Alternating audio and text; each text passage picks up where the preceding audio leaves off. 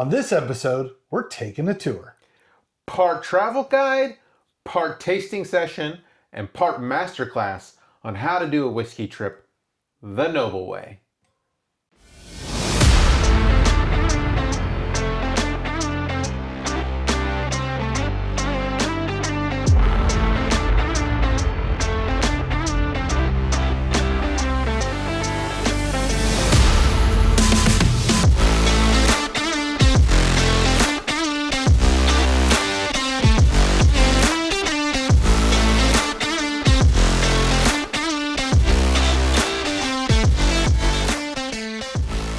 So after weeks of jet setting and globe trotting, we're finally back home here on American soil. And that got Gavin and I thinking. We did a lot of touring the world in search of whiskeys. But what about you? Do you want to go tour a distillery or two? So we thought tonight we give a little bit of advice on things we recommend when it comes to visiting your local distillery. So, the theme for tonight is Gavin and I each had to pick a bottle that we purchased while at the distillery on a tour. So, let's get that one out of the way. It's almost empty anyways. Gavin, treat us to bottle number one. Bottle number one. All right. So this bottle, it's been opened because I enjoyed it at the distillery and I also enjoyed it at my home. It's hard to come home from a distillery and not open the bottle right away. Right. So I say that. I didn't do that on mine. you but didn't do that. It helped that I had bought several bottles. And so I just hadn't got around to this one yet. We both. All right. So bought tell several us, bottles. Gavin, what are we drinking? First off, there's a little bit of cologne I need to put on. Oh, geez. Just right here. Just dab it. Maybe a little here. Do you need some? No, I'm good. All right. So this bottle. I appreciate you not rubbing cologne. Yeah, that wouldn't be the weirdest thing that has happened, but It's on the list. it might be. It's on the list. It's on the Mount Rushmore. Yeah, it would be on the top four, for sure. All right. So this bottle is Kentucky Peerless Distilling Company. I like that. Yeah. It's wordy. It's a mouthful. It's just where I was going. Mouthful. So this bottle is a single barrel Kentucky straight bourbon. Love it. We are 53% ABV. Do the math. 106.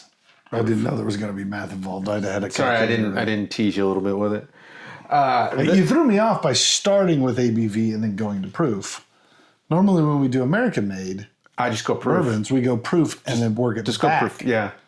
But because We start imperial and go back to metric. right? because we've been traveling, I get it. We might have our friends out there that are expecting the ABV. You're still running in kilometers everywhere you go? Yeah, that's right.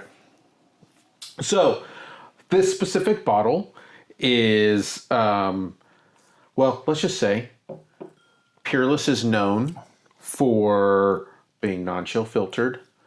We are sweet mash, not sour mash, barrel proof. So basically no water added to this. And this happens to be their orange cream soda expression. So, if my memory serves right, I may have been on this same trip. You may have. This is a single barrel. Yes. Okay. Because I know Peerless does offer some batched releases, but the vast majority of their stuff is single barrel Yes.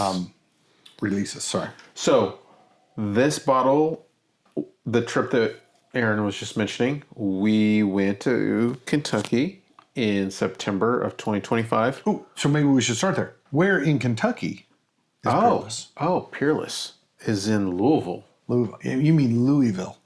Well, depending on if you're a slugger or not. Yeah, that's true. That's true. If you're a Louisville, They don't call them Louisville sluggers. Louisville, little tobacco in your mouth. Maybe that's what it is. I need to start chewing tobacco. Well, destiny has it that there is tobacco in this story of Peerless. So, Do tell this story let's start with a little history lesson about Peerless about Peerless. or about tobacco. Well, a little bit of both. So here we go. So Peerless began really in 1881 under the E.W. Worsham Distilling Company in Henderson, Kentucky. Also a mouthful. Yes. Like when you come to bourbon company names, those are both doozies. Yes. So Henderson is located about 2 to 2.5 hours west of Louisville, or maybe southwest, because Kentucky does a little bit of this. It tapers. So it tapers down. It's a doorstop. It's a doorstop. It's insulting to Kentucky. That is- I apologize, Kentucky. Man. You're just shaped like a doorstop. Yeah. It's not that you are a doorstop. Well, it's like Oklahoma shaped like a meat cleaver. So there's that. Did you ever think about that? Yeah. No. No. Okay. All right. Just me. Okay. I prefer the states that are square. Well, you live in one that's not. No, we're distinctly not. Texas has to be different. It's got a square corner. It touches Oklahoma. Yeah, it's got a square spot over there. It's in Oklahoma's armpit. Oh, that is. See, now you're just insulting everybody. Dang it. Dang it. All right. All right. We digress. Any hate mail should be sent to Gavin at thenobledram.com. Don't be sending that to me. Well, I'm sure they could find an actual address somewhere. All right, continue on. All right. I'm all for stalkers, not so much pipe bombs in the Midwest. The E.W. Worsham Distilling Company was purchased by Henry Craver back in 1889. So Henry purchased it, and then it wasn't until, I believe, let me get my math right, 1907 that it stayed E.W. Worsham Distilling Company, and then he changed it to Peerless. Okay. So even after he purchased it, I think it's something like 19 years he ran with the original company name. Gotcha. So under Henry, the production grew, and by 1913, they had over 50 workers and produced right around 10,000 barrels annually. At its peak in 1917, it was reported that it is the second largest distillery in Kentucky. Really? Yeah. Yeah, I've always known Peerless as kind of a small operation, not one of the big boys. So the idea of them being one of the big boys is kind of surprising. Right. And there's a reason for that. Because in 1917, production ceased for the war effort for World War I, mainly because of the corn conservation.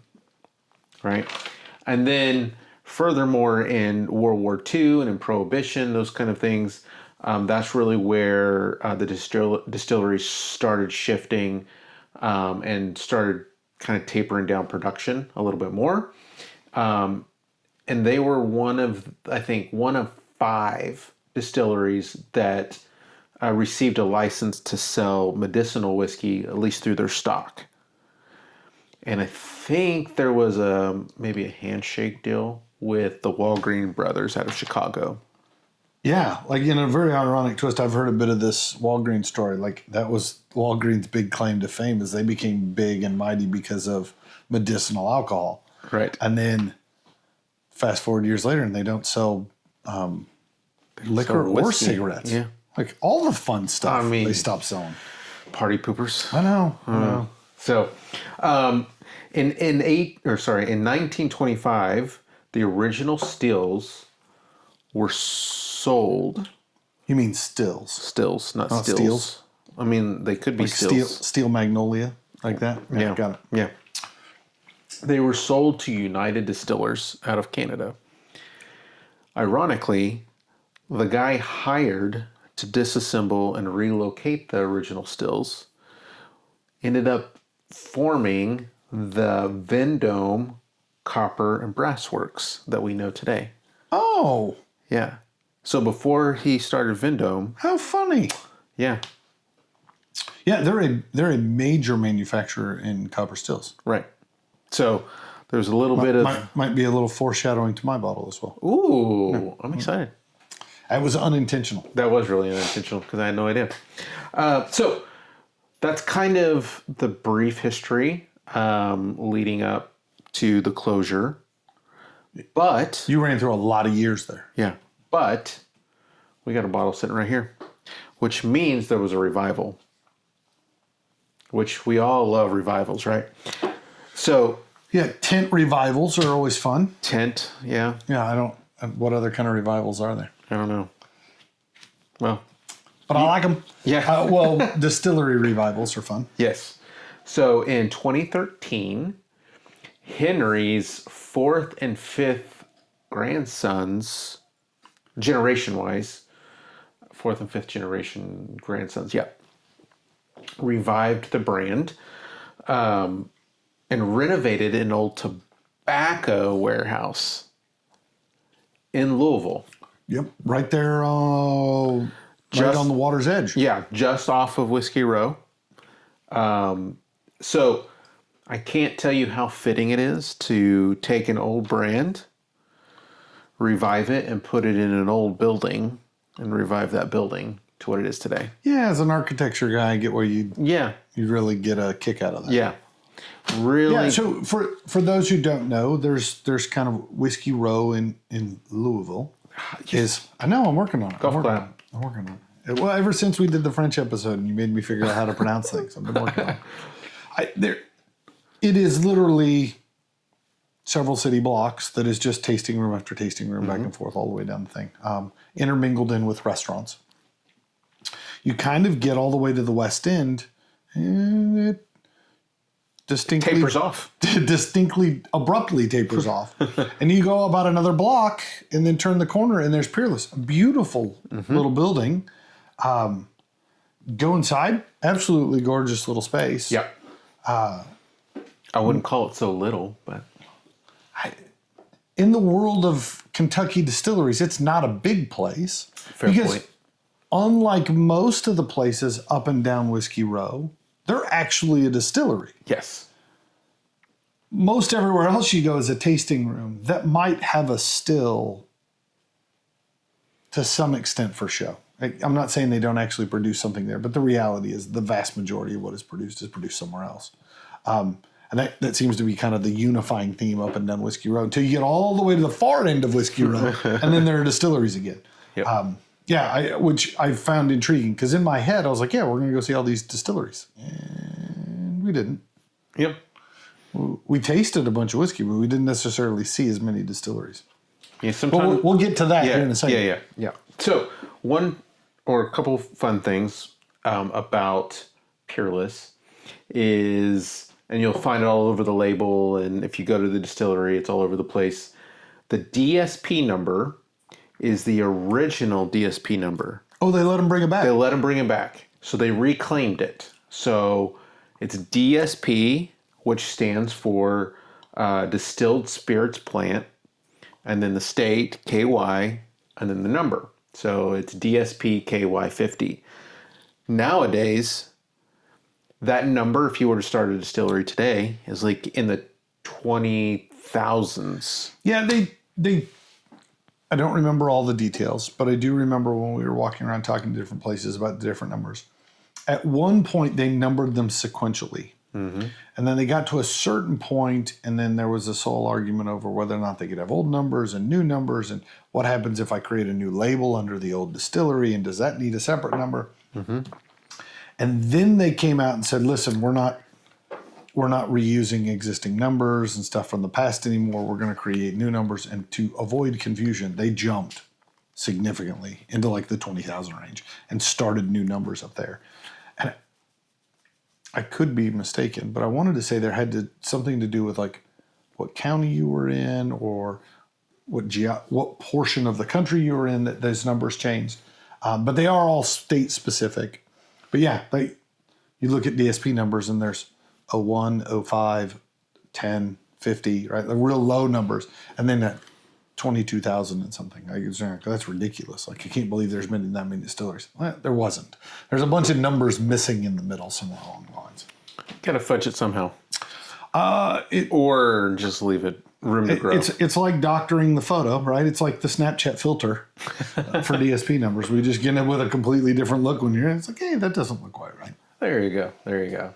I've seen that person in person. They don't look like That's not what they look like. Yeah. So I don't remember the dog ears or the nose, for that matter.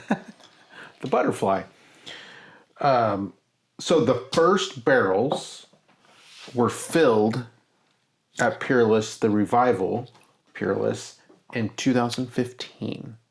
Okay. So a couple years after they restarted. Yeah, so just a couple years. And then 2 years after they filled those barrels, the first rye came.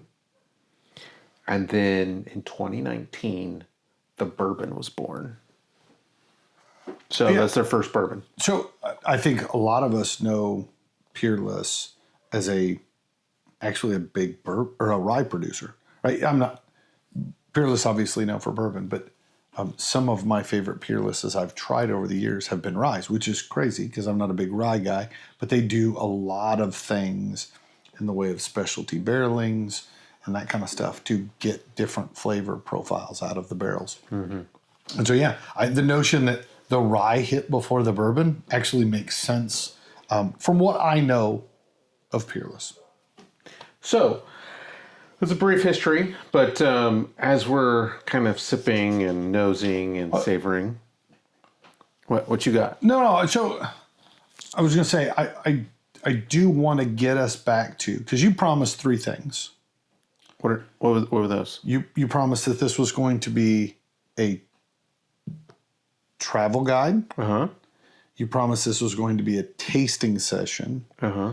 And a master class in planning a whiskey trip. Yeah.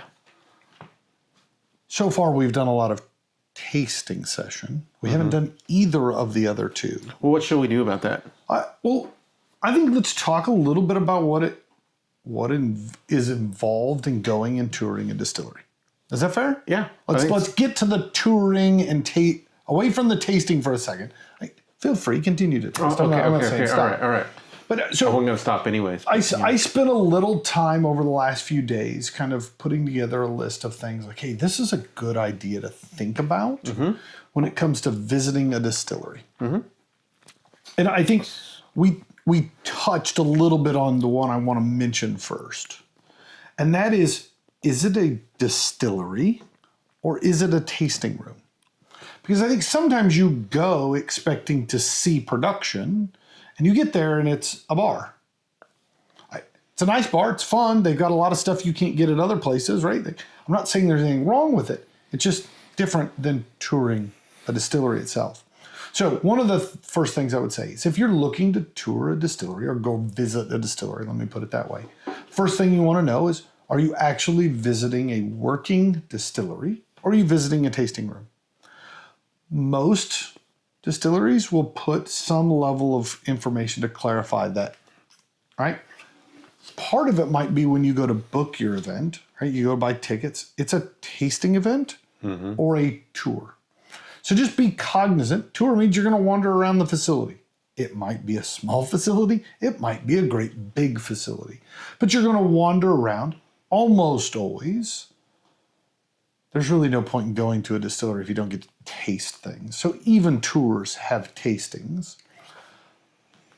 As opposed to going and being part of a tasting where they're going to sit you down in a room and let you taste things. Whether you're sitting at a bar, sitting at a table, or in a classroom kind of setting, it's really a little more geared towards exploring their product offering. So I think that's probably number one to me, is just understand, where are you going, right? Understand what you're getting yourself into.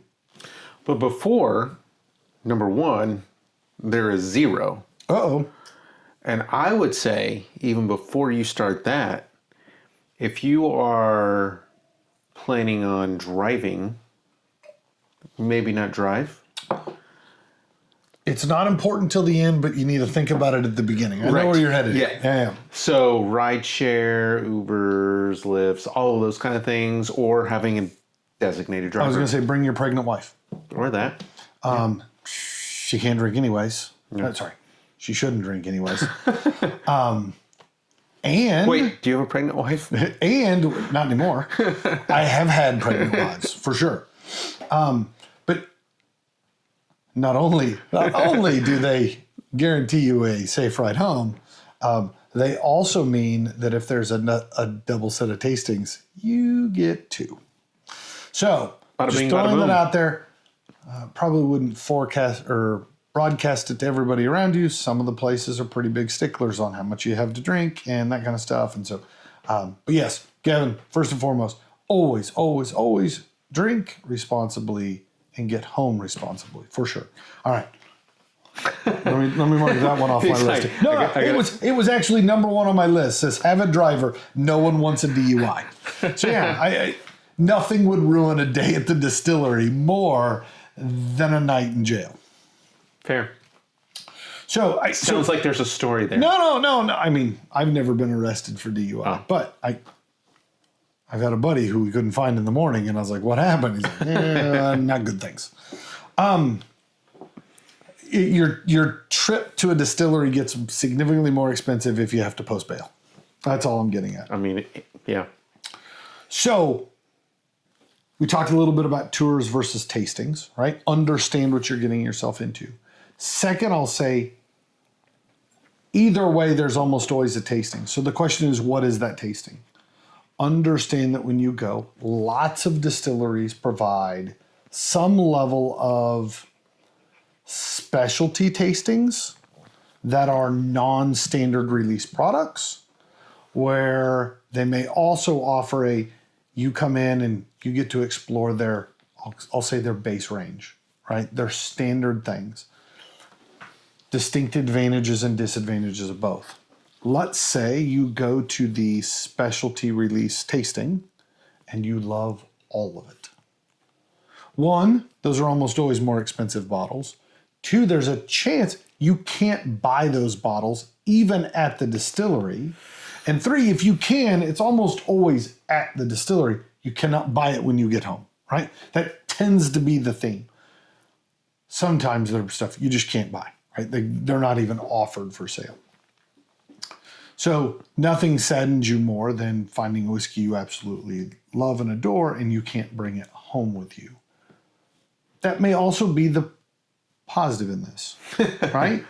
It's stuff you can never get anywhere else except for going to the distillery and being part of that tasting. Yep.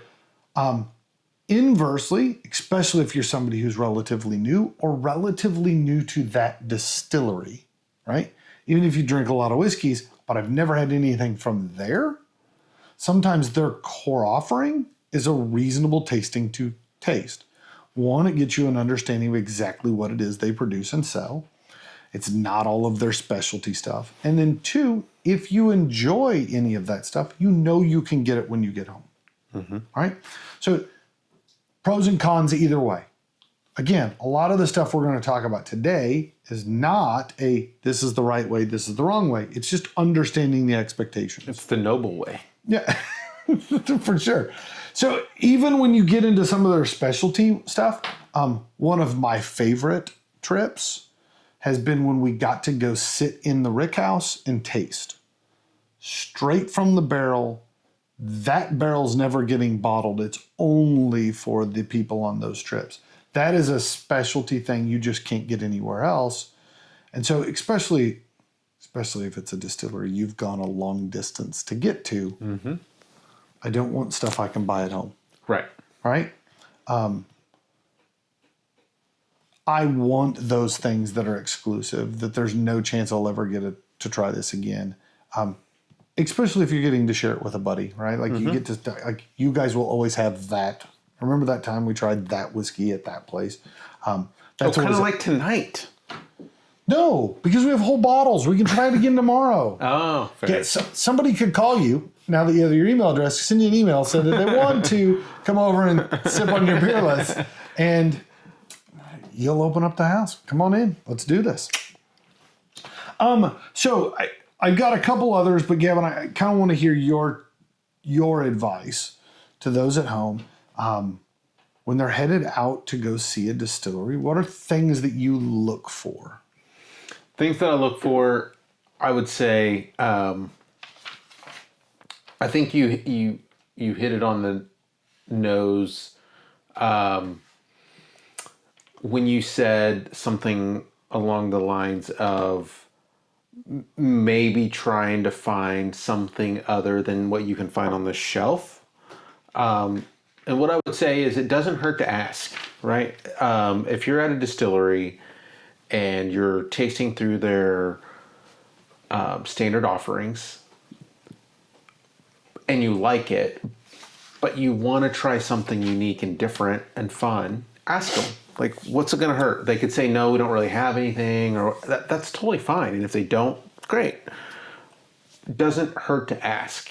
I'd say lean into the conversation. That's one of the things that I love about going to distilleries is trying to find someone that I can relate to and talk to and start developing a relationship with, right? Yeah, I think Peerless was a great example of that. Peerless for us, was right? great. So, a little of the backstory of our trip. We happened to be at Peerless early one morning. Like, I think we were drinking at 9:30 in the morning, 10 o'clock, something like that. It was early. Yeah. It was early enough we shouldn't have been drinking barrel-proof bourbon at that point, but hey, you're on vacation, right? Live a little.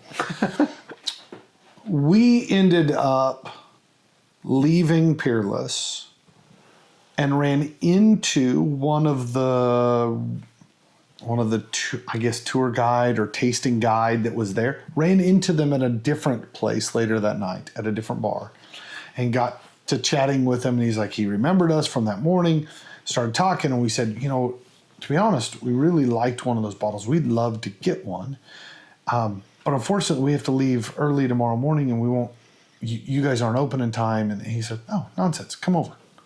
Like, we'll open it up. Like we'll accommodate you." And then when we showed up, really the intent was we were just we didn't even park the car. We left it sitting on the curb out in front of the We left somebody in the car. So, sorry, Ben. We had to go back and get Ben, right? Shout out to the driver. So we go in just thinking we're going to run in, buy a shirt, buy a bottle, whatever. And he comes in, he starts talking about the tour. And I was like, well, we didn't have a chance for a tour the day before. We'd just done a tasting. And he's like, that's crazy. You have to see the facility. So the next thing I know, he drug out several bottles, poured some tasters, and we took off on a walking tour through the distillery. All private, just our guys, right? There was 4 of us and the tour guide. And as we're wandering around having a great time, what you realize is, he loves bourbon as much as we love bourbon. Mm-hmm. He wants to share what he knows and what he gets to be a part of with us because he can see the excitement in us.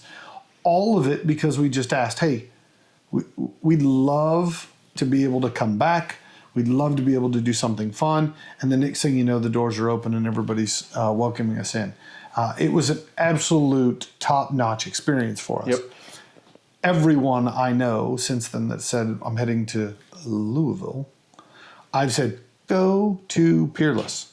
Mm-hmm. What an absolute wonderful place to go visit. What I would say is that experience will be uniquely yours when you go, right? Whether it be a local distillery or traveling to a distant distillery, hop on a puddle jumper and go across the pond or whatever, right? But I would say lean into the conversations. To me, you're meeting somebody that is there because they love to be there, right? And they want to talk with people. And the truth of the matter is most of these people love whiskey every bit as much as you do. Yep. And you can't stop talking about whiskey, nor can they stop talking about whiskey. Now, what I will say is not every tour is the same. Right. We did do some tours where they come over with the little speaker box and the headset, and it's clear they're just reading the script as they walk around and point at things on the wall. And what you realized is as soon as you interjected and asked a question, they just kind of brushed your question off and moved on. They're not the people to ask questions to, right? We're not going to name names because not everybody's experience is the same. I understand that. But yeah, sometimes you go on a trip and you're like, I'm kind of let down by what we got there. It's one of the reasons I personally like going and touring smaller distilleries because quite often the guy who gives the tour is the master distiller or the blender or the plant manager who this is where he works. This is what he does all day long. Or I should say he or she. It's where they work all the time. This is their home.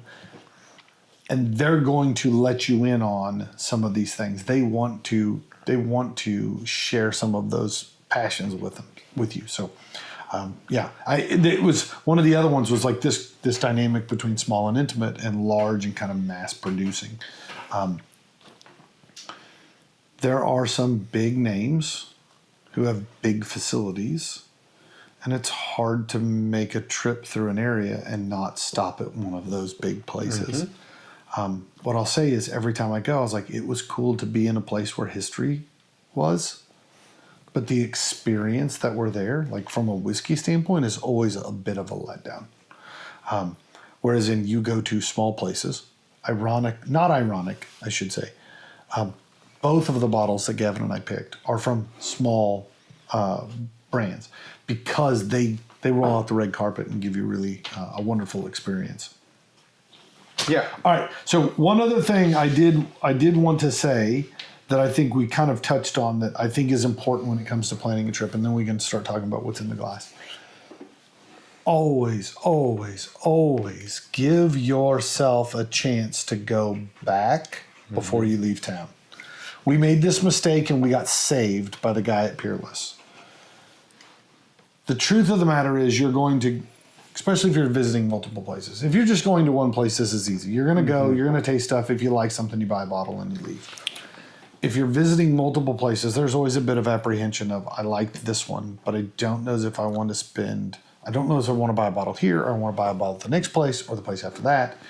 And I put myself on a bottle count. I'm not going over so many bottles. And then you get to the end of the day and you're like, I wish I'd have bought that bottle. Like, now that we're done with the day and I tried all this stuff, my favorite was the one at the first spot. It's really nice if you can swing back by the first spot and pick that bottle up. So leave yourself just a little bit of time at the end of the day or the next morning or whenever in your trip to be like, we want to go back and pick something up, right? Whether it's, I really like that shirt, I really like the glass they had, I really like the bottle, whatever it was, give yourself a chance to run back around and pick up that keepsake memento that you were hesitant to pull the trigger on earlier. I think that is solid and sound advice. It was the one thing when we did our trip. I thought most everything went smashing well, but that was one thing we distinctly didn't do. But that is ultimately what led us in having that other fun experience with Peerless. Was one of our guys on the trip really wanted a bottle he didn't get at Peerless, or he wanted an additional one. I think it was a different expression or whatever, and so that led to conversations at Hint Hint, another location, maybe that one over there, that then led to an early morning taster or a few, and then the walking tour. And what I am seeing is you need an extra splash. Well, I'm just thinking, I got ahead of myself. You did. So I do want to talk about what's in this bottle, though. Yes, we can come back to more fun travel guides and whiskey trip planning advice. Right now, let's step back to tasting session. I like it. Okay, so your bottle, my notes. Yes. You described the bottle. What was the name of this release? This is the Orange Cream Soda. Orange Cream Soda. So what I'll say is I expected with that name me to get orange right off the nose. And I didn't. What? Now, our pre-pour was a light wheated bourbon. This is a much bolder, heavier proof. I'll say this, if I had been guessing on the proof off the nose, I'd have guessed higher than 53. I thought this... You mean 53 or 106 proof? 106 proof. I was like, 53 proof. Oh, that would be horrible. That's water. Yeah.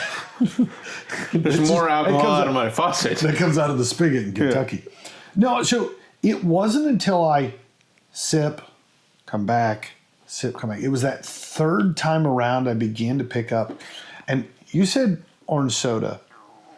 Do you remember the orange popsicles that had like the cream, like the vanilla ice cream in the middle and the orange on the outside? I had one last night. Good Lord. Legitimately had one last night. What are you, 12? No, on the nose, that third time around I got to it. The creamsicle, the orange creamsicle. So I'll say the other flavor that showed up after a bit, I was just kind of going back and sipping it, and I was like, man, once I cut through the proof, right? Part of that's just kind of getting used to the heat. Do you remember circus peanuts? Yeah.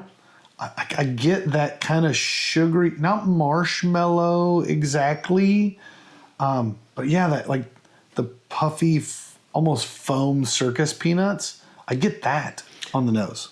Like Texas Roadhouse style peanuts? No. I'm talking like the candy, the like foam marshmallowy kind of stuff that is in the shape of a peanut. I gotcha. Because when you started talking marshmallow and peanut, I was lost. But that's a delicious Rice Krispie treat right there.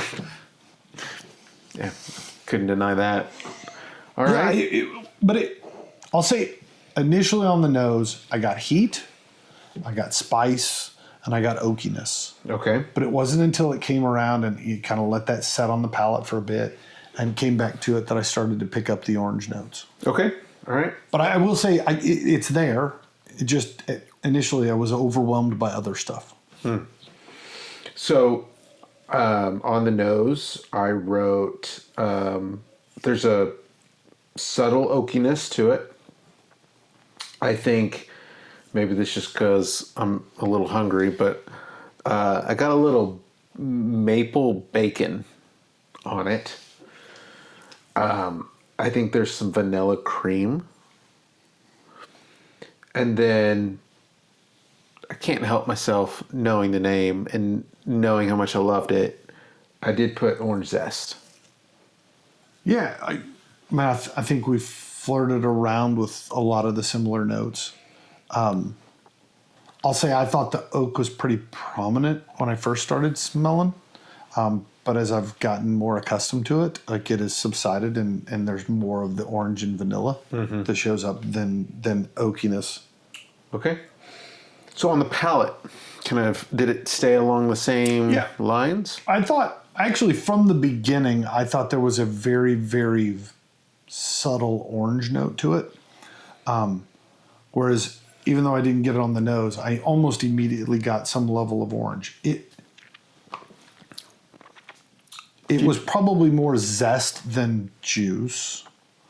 If a splash fell in there. You're I'm not waving around an empty glass. So one of my favorite things about a whiskey glass is the empty glass, because there is aromas in there that you can't pick up because alcohol blurs some of them. And that when you have an empty glass and that alcohol evaporates, you get an opportunity to get into that. I will say in the empty glass, I got a lot more orange than I had initially. No, I will say on the palate, I thought in general it was lighter. I thought the nose had more proof and the finish had more proof, but the palate actually softened a bit with just a hint of orange zest. Okay. I think on the palate, like I looked at it a little earlier, it's got longer legs. I think that there's some oiliness to it, a little viscous to it. I put that it's like an orange float. Like if you were to mix this obviously with like orange soda and ice cream. Oh, yeah. That's where your creamsicle, popsicle. Yeah. To me, when you first take the sip, kind of coat your mouth, you said oily. But as you swirl it around, it quickly dries and shows up much more oaky. As I've kind of sat here and kind of swirled it a little bit and then take that sip, it distinctly dries your mouth a bit. And I think I picked that up on the first times through. I mean, on my finish, I wrote spicy and oaky, right? And I think that was that drying effect from the oak. I'll say on the finish, I didn't get as much orange as I had on the nose. On the finish, that's where I put that it was dry. Mm-hmm. I think it's long. It's a long finish. I think I wrote like orange marmalade. I still think there's a bit of that, but I think the dryness and the oak really get pulled in. Yeah, that drying tartness is kind of hard for me to wrap my head around. If you ask me to say where does this fall in the orange, this is pith. Like it's not zest and it's not juice on the inside. It's that white, almost bitterness. I remember this one when we were there and thinking it was pretty tasty. This is oakier than I had remembered it being. But it's got a distinct oaky spiciness to it. Maybe clove on the finish a bit. Kind of reminds me of remember when, and I don't know if you did this at your house when in Easter or whatever, when the ham has got like little cloves stuck all over in the ham. Like it's got that kind of thing going on for me. I mean, that fits with my bacon. Yeah. Yeah. I mean, maybe. All right. So there we are. Nose, palate, finish. I got to put a number to this. Got to put a number to it. Right, I'm expecting mine to be high. No. So I'll say I actually really enjoy this. I think my description of it felt like I was lowering the score, and I didn't mean to imply that. I liked what was going on. I expected more orange sweetness because of the name orange soda, and I don't think I got that. So I've got this at an 86. I think this is a solid pour. I think this has got some complexity to it. It ran through a couple of different flavors, right? Between starting with a soft kind of vanilla orange thing. On the palate, it started oily and became dry. There's a spiciness that kind of lingered out into oak. I will also say, given it how hot it drank, I think this might actually help to have a few drops of water in it. I'm normally not a add water to my bourbon guy, but I think that could help that just slightly. So you described 86. What you described was like your mouth went on a whiskey tour. That's what I got. Went on an adventure because I was with it. Yeah, there we go. I like it. All right. Yeah, I'll say take a sip of cold water and then take another sip of the bourbon, and the bourbon is distinctly better. You don't need a lot of water. Just that coating in the inside of your mouth. This becomes much more sweet and fruity than oaky to me. I can get that. I can be down with that. Yeah, everything about this says it needs about 3 drops of cold water in it, and I think that changes this one significantly. All right, there you have it, folks. All right, but enough about me. Gavin, what number did you give it? So I'm expecting my number to be high. Yeah. This is my bottle, and I sought out this bottle. I'm setting it at 93. That is high. Yeah. That is high. I like things a little spicy. To me, when we were at the distillery, I agree. I felt like it was maybe a little bit sweeter while we were there, but we were also tasting a lot. So I'd say an inherent struggle of when you drink a lot is like it dulls a bit of some of the senses. So you come back later and like, that's not as hot as I remembered it being, or maybe not as sweet as I remembered it being because what you had to drink before really changed it. Right. It's one of the things that I enjoy about this is trying different things back to back to see those differences. But you almost have to go through that glass 3 or 4 times to kind of have washed out the previous one to really understand what this one has in it. Yep. Agreed. All right. 86 for me, 93 3 for Gavin. That's a high number. That's a high number. For the last couple weeks, we've been teasing a big announcement coming. That's right, the Noble Dram has a barrel pick. But we don't half-ass anything here. Not just one barrel pick, we got 2. Larceny, barrel proof. And Elijah Craig, barrel proof. We want to give a special thanks to the guys at M&R Liquor here in Northwest Houston that helped make these barrel picks possible. With them, we've reserved a limited number of each barrel pick for you, our noble listeners. For everyone who goes online, reserves a bottle before they go on sale to the general public, you get $10 off per bottle. Follow the link down below in the comments to reserve each one of these bottles. And don't miss a chance to enjoy 2 delicious drinks. Cheers.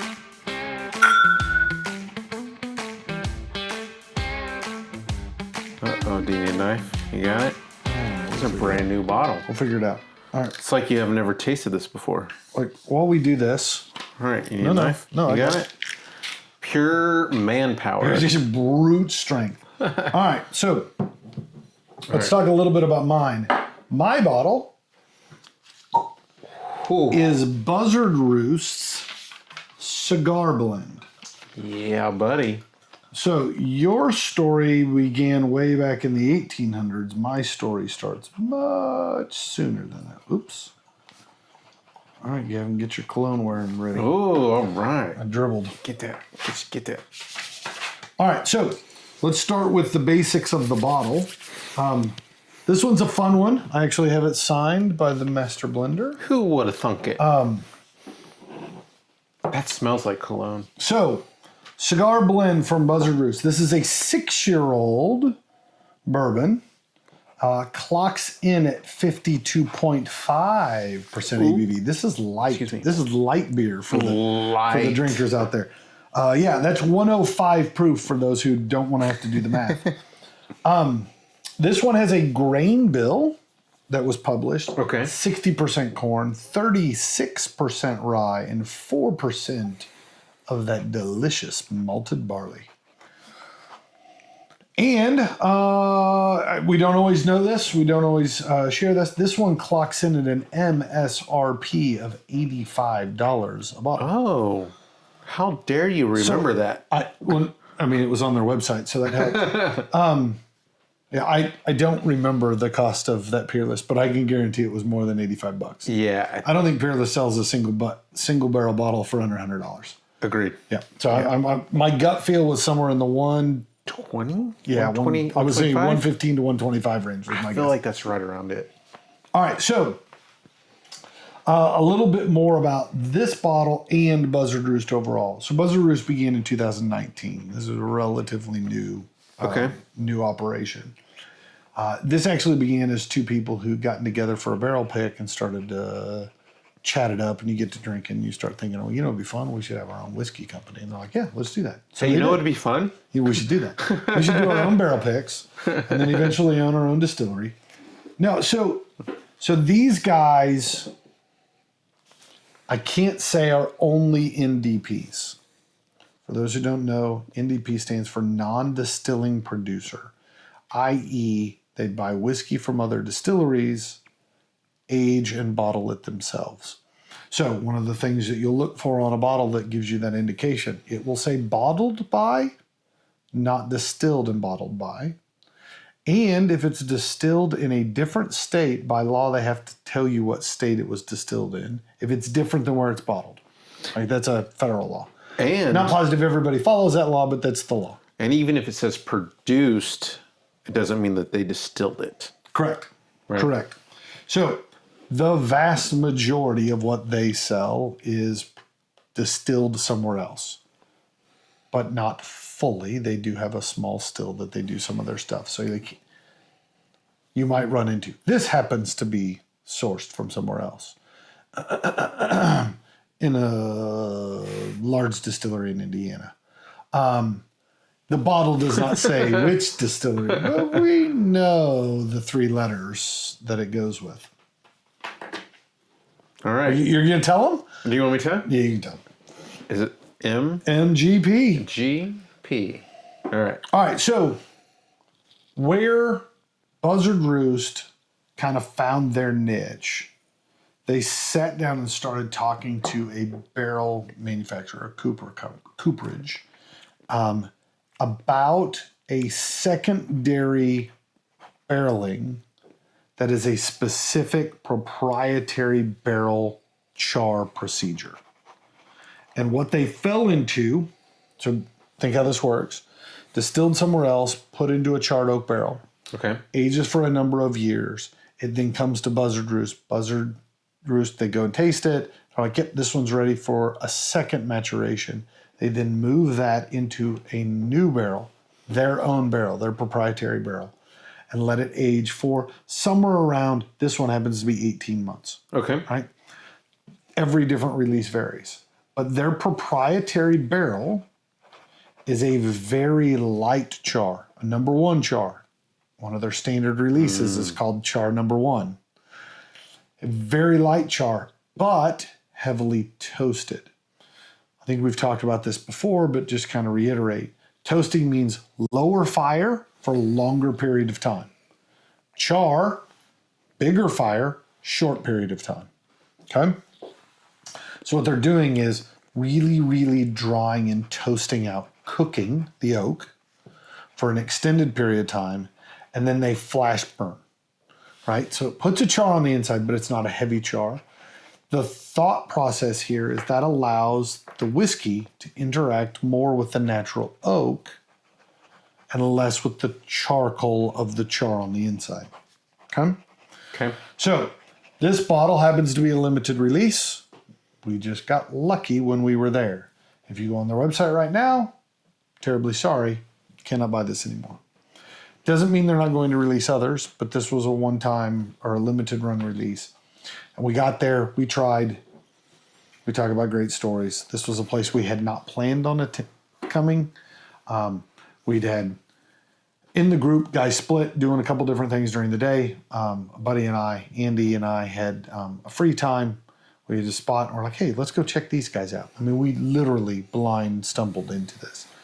Walk inside. As a non-distilling producer, they don't have a still to give you a tour of. They don't have a big rick house and all this kind of stuff, right? It's a much smaller operation. So it's a small tasting room, really, on Whiskey Row. But sat down at the bar, started chatting with them. They brought over some samples, started telling us about what it was. Next thing we know, the national sales manager's coming over, and he's chatting with us. The rest of the guys get back. We're like, you guys got to come check this place out. We ended up back later that night to have another drink with the guys. They ended up keeping the place open, telling everybody else to go. It was just Gavin and I sitting, chatting with the guy. He was pulling out all sorts of specialty little releases, letting us try stuff. I mean, it was absolute phenomenal interaction with the guys. So, go back. I said that they are an NDP, but that's not 100% accurate. I said they're not quite a sole NDP. They actually have a still. Mm-hmm. They have a 75-gallon Vendome still. Oh. By your guy. Copper pot still in the back room. You can see when you walk in that they refer to as the Buzz Cauldron, which absolutely love that name. Absolutely great name. And it is for them to create new make, for them to test and experiment with, do a number of different things, and then also has the opportunity to then blend that in with distillate from other places or bourbons from other places and kind of create their own specialty stuff. So not 100% NDP. They do actually produce some stuff in that still and then bottle it. So not completely NDP, but pretty close, pretty close. So I'll tell you a couple claims to fame. They received a bunch of accolades last year from Fred Minnick. For those who aren't familiar with Fred Minnick, Gavin will give you a small dissertation about how amazing Fred Minnick is. Go Pokes. Big fan. Big fan. Actually was listening to an interview with him this morning as I was driving to and from work, just talking about his story and how he came to review whiskeys and know whiskeys and all that stuff. Fabulous story. If you get a chance, go look him up. Fred, call me.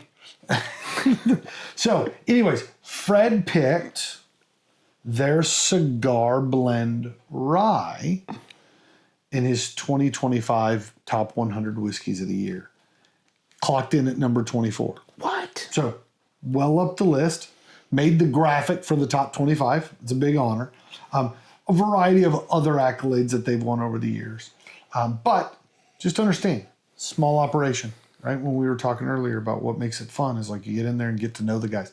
Like the bartender behind the bar, there were two people. It was the bartender and the national sales manager. So we got a chance to talk with guys that you don't see those people in large scale operations. That's right. So I do want to get over. I want to give us a chance to sniff, sip, and savor. Right? I can't seem to do those in the right order. All right, but I want to talk a little bit more tasting guide. Yes. And masterclass on a whiskey distillery tour. So a lot of what we talked about works if you are just doing a day trip. Right, run over to the little local distillery, wherever that happens to be, right? We're running out of them. They've had a couple of them in the Houston area close, and it kind of saddens me. So we need somebody to open another distillery so we can go sit and hang out there. Too bad I didn't know a couple guys that are really into whiskey. Yeah. Problem is we're just short several $1 billion. Hey, call me. Yeah. If you got $1 million or two that you don't know what to do with, I got a pot still idea. No, so... The reality, though, I think a lot of us, we don't live right down the street from a big distillery, right? And if we do, we've already been there several times. That's the truth. And so most people are making a long haul. It's a weekend trip. It's a guy's trip for several days. I want you to touch base on maybe some advice that applies to kind of multiple tours, multiple stops, making a big trip. What are things people need to be cognizant of, think about?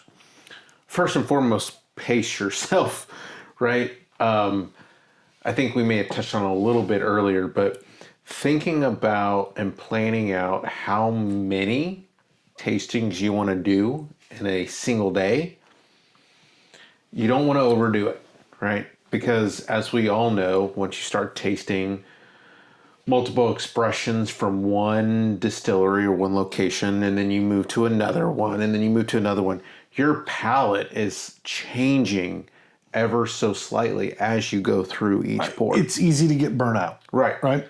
Like you'll burn your mouth out, your palate's toast, you're not really getting the full experience in the genuine whiskey that you're trying to taste. So I think pacing yourself, obviously, above and beyond. I think... Yeah, I'll add, just because it makes sense to go here. When I put together my list, I wrote stop for lunch. Yeah. I think the tendency is we only have so many hours in town, or we're only going to be here for so many days. I have to pack everything into here as fast as I can. And the reality is, you stop, eat some lunch. Have plans to hydrate, right? Try to control yourself. There is one of the advantages of doing tours instead of just tasting is it does force you to walk around for about 30 or 40 minutes. Exactly. And just kind of let things set.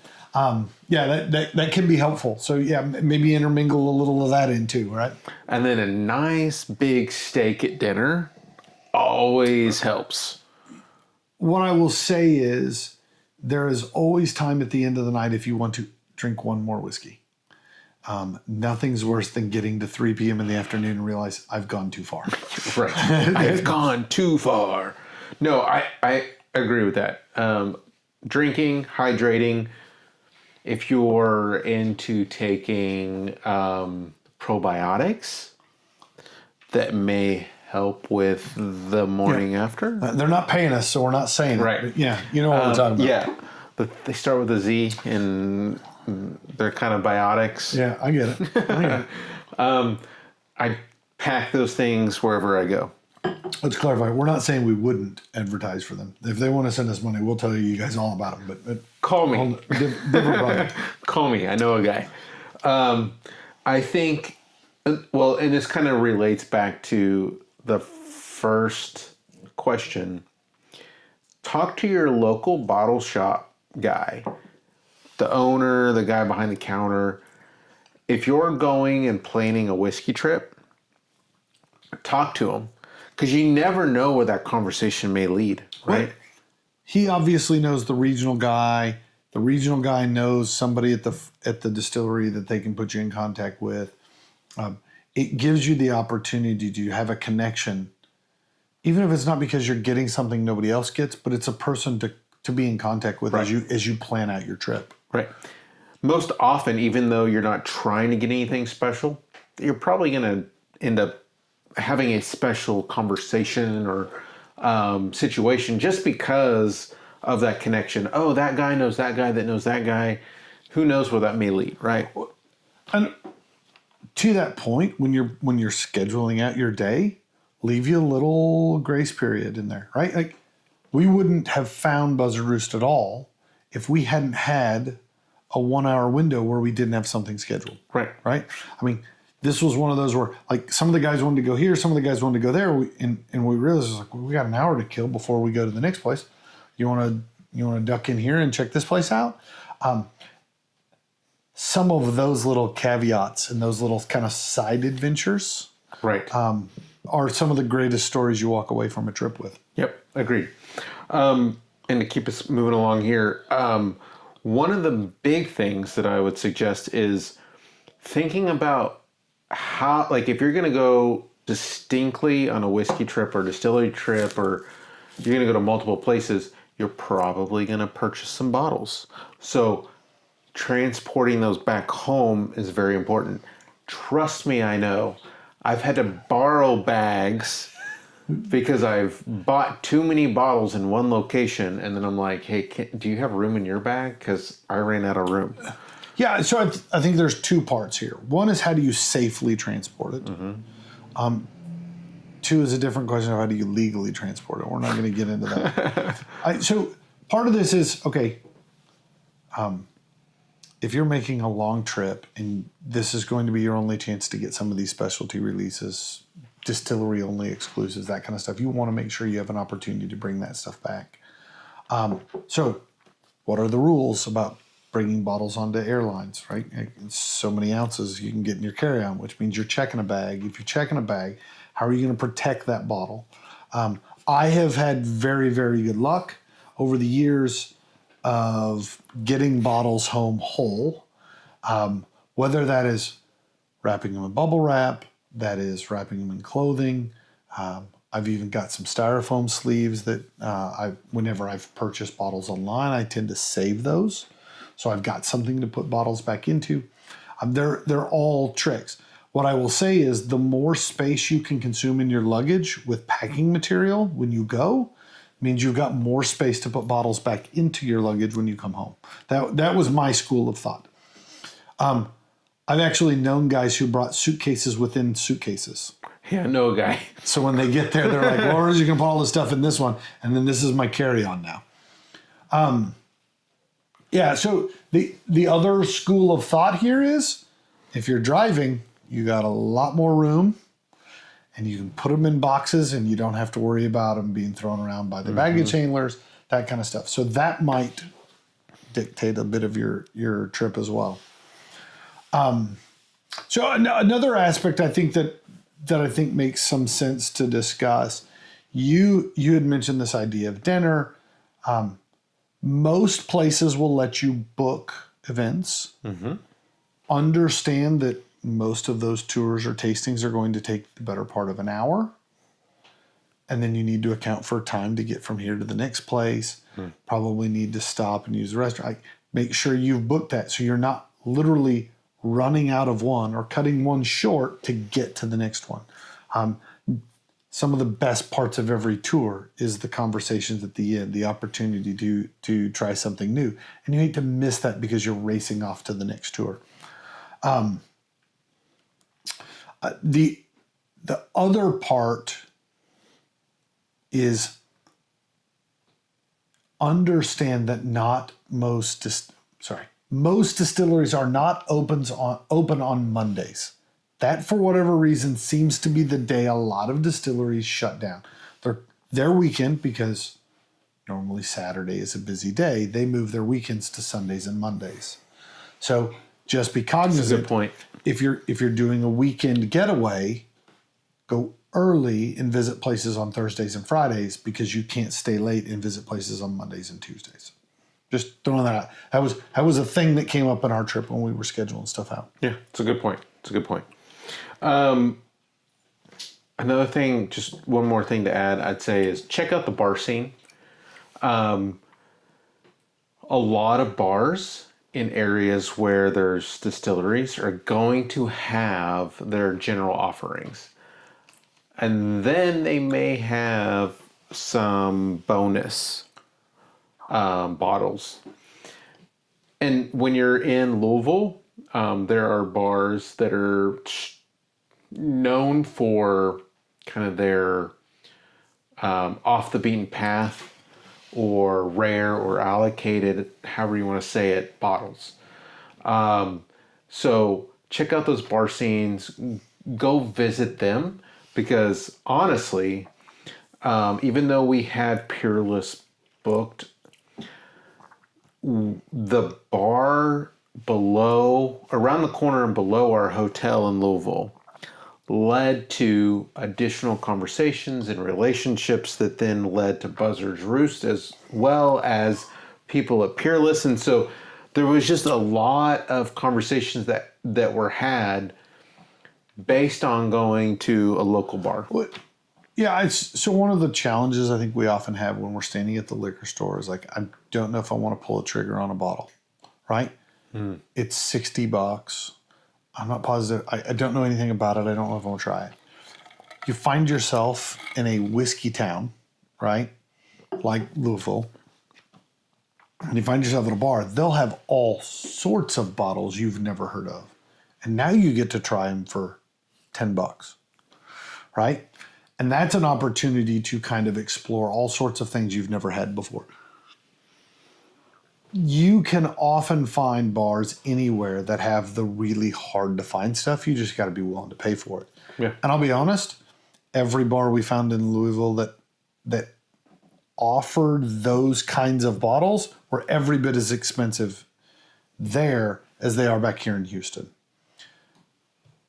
But what we found in lots of bars was little distilleries that we didn't know anything about, those releases, that kind of stuff, at very reasonable prices.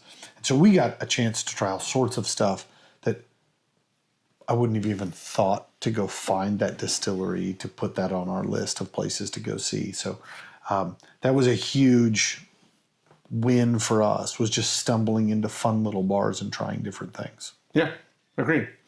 All right, so we talked a lot about that. I'm ready to get back to the bottle at hand. Okay, so my bottle, your tasting notes. All right. So tell the lovely people at home and the two ugly ones, what do you get on the nose? You keep referring to the two ugly ones. Yeah, I'm curious who those people are. I've noticed that, and so now I'm kind of like leaning into it. Nobody has fessed up as to who they are. No one has been like, I'm one, who's the other, right? Like, thing one, thing two. All right, on the nose, distinctly more oaky to me than bottle number one. I got a lot of oak on this. Really? Yes. I don't know if I got as much. I think there's a lot of oak. I think there is a perfumey fruitiness to it. There's a bit of a slight peanut note. And then this is going to throw some people off, but there's a bit of like a magic marker on the nose. Like a Sharpie? Yeah. Or like the Marks a Lot? Yeah. Whatever that other brand is? Yeah. I got none of that. You got none of that? So here's what I'll say. Yeah, I'm not saying there's not oak. The oak here is a darker, woodier oak, not as sharp and tannic oak as the Peerless. So when you said there's more oak here than in the first one, I could not disagree more. I actually get like a bruleed sugar, like a burnt sugar note on the nose. Okay. You said fruit, I'd agree. I think this is almost more like grilled fruits. Like we got a little bit of that kind of like the sugars have cooked down a little bit on the nose. But yeah, to me this is more of a charred oak, grilled fruits, burnt sugar. Like there is a burned quality on the nose that I actually really enjoy in this. That's just kind of given everything a bit of a char. All right. I don't get any peanuts, sorry. Like, I didn't get the peanuts until I wrote that back in after I tasted it. So there was a bit of a slight peanut note that came in after going back to the nose. The palate is where this one comes alive to me, though. Oh, it comes alive. Yeah. All right. You're going to tell me the exact opposite again? You're like, I get nothing. It's like drinking water. No. Yeah, if this was only water. If this is what water tastes like. Oh, God. I'd be well hydrated. Yeah. For real. All right, we're going to make a t-shirt that says something like that. On the palate, this is where the burnt sugars come into play for me. I actually wrote down a brown burnt sugar. Yeah. On the palate. I think it's spicy. I think maple comes back into play. Like a maple bacon. Again, maybe because I'm just craving some bacon. I don't know what it is tonight, but... like one of those maple bacon donuts? Yeah, oh gosh. That's like... So slather me in maple bacon donuts. I think for me, the sweetness got a little darker on the palate. I wrote down molasses cookies, like a real dark gingerbread almost kind of thing. Yeah. I get a leathery note to the palate. Yeah, to me, I think the nose was more sugary, and the palate went darker. I think after you said leather, after tasting it, nosing it, tasting it, going back to it. Well-oiled leather. Yeah, it's like, it's that leather wallet you've had in your back pocket for 10, 15, 20 years. Yeah. It's got butt sweat and all kinds of stuff on it. Oh, God, no. No, not that. Not that. All right, on the finish. Long, lingering. I think it is still spicy. It's something that reminds me of a cigar. Yeah, smoke shows up on the finish. It's a smoke show. I don't know what that. It's not curvy enough to be a smoke show.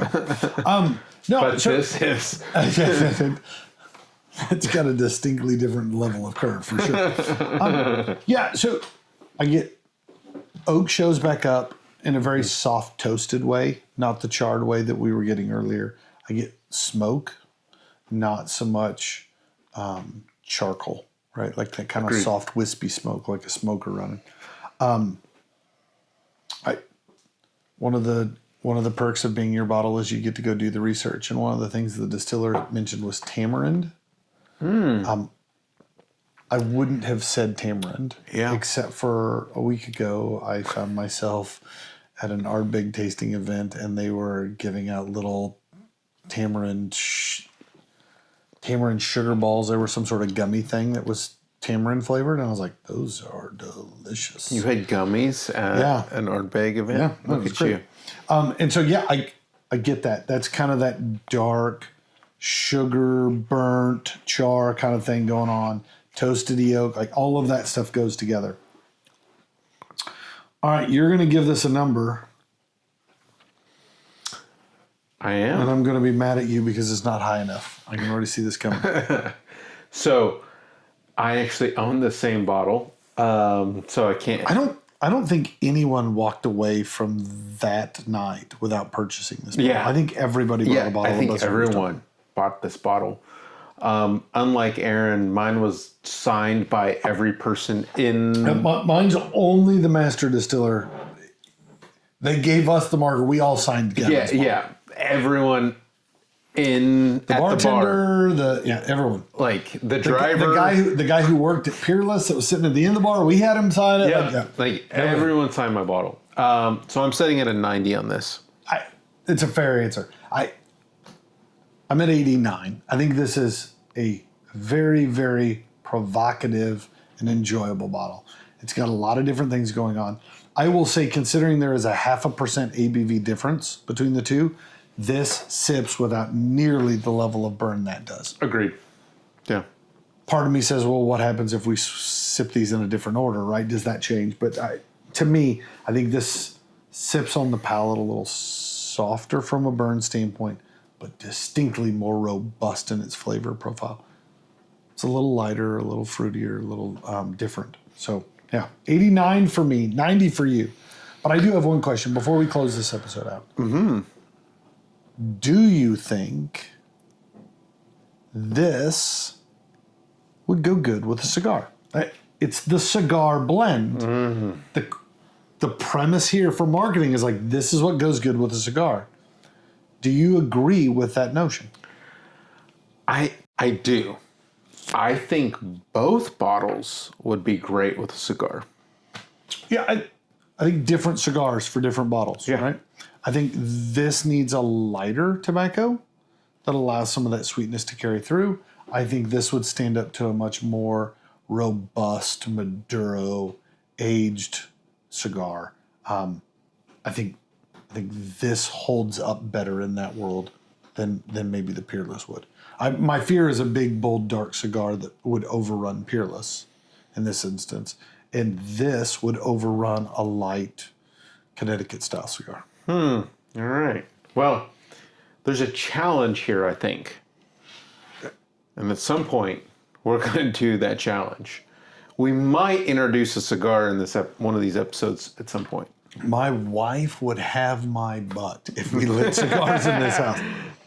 I love the idea, but we're going to figure out how to do this on the back patio if we're going to do that. That might be what we do. All right, an episode on the back patio. Question. I'm going back. Oh, my Lord. Going back to the Peerless now absolutely smells like orange soda. Like it almost smells carbonated. It almost smells like an orange float. Yeah, it absolutely does. All right. So, why don't you tell the folks out there what's next? Yeah. No, so we don't know what's next. We'll figure it out before we get to next week. But in the meantime, don't forget, like, follow, do all those buttons down below. Let us know, have you had Peerless? Have you had Buzzard Roost? Whether it's this release or any others. And until we see you next time, cheers. And sláinte. 2 glasses.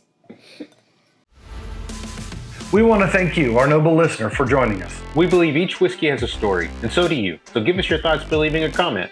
And if you have a whiskey you'd like to see us share, let us know. You don't want to miss a single episode, so subscribe to our YouTube channel.